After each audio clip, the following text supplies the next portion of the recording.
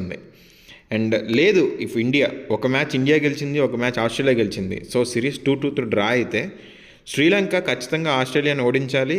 And దాంతోపాటు Pakistan south ఆఫ్రికాని 2-0తో ఓడించాలి. So ఇదైతే మాత్రం కంప్లీట్గా చాలా కష్టమని చెప్పాలి. ఎందుకంటే ఆల్రెడీ పాకిస్తాన్ ఓటమి ఎదురుగా ఉంది. సో మనకి థర్డ్ పాయింట్ అయితే చాలా కష్టం.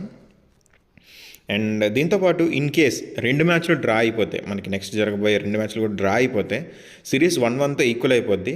సో అప్పుడు శ్రీలంక ఆస్ట్రేలియా మీద 1-0తో అయితే గెలవాల్సి ఉంటుంది. సో పాకిస్తాన్ కూడా సౌత్ ఆఫ్రికా మీద 2-0తో గెలవాల్సి ఉంటుంది. అండ్ ఇన్ కేస్ మనకి ఫైనల్గా ఇండియా కానీ సిరీస్ ఓడిపోతే India out of the BGT. So ఖచ్చితంగా మనకి బయటకు వచ్చేసినట్లే. సో ఇప్పుడు మనకి ఆల్మోస్ట్ అంటే ఇప్పుడున్న సిచ్యువేషన్ బట్టి అయితే పాకిస్తాన్ కూడా ఓడిపోయేలాగా ఉంది. కాబట్టి మనకు ఓన్లీ ఫస్ట్ 2 ఆప్షన్స్ మాత్రమే మిగిలాయి. మనకి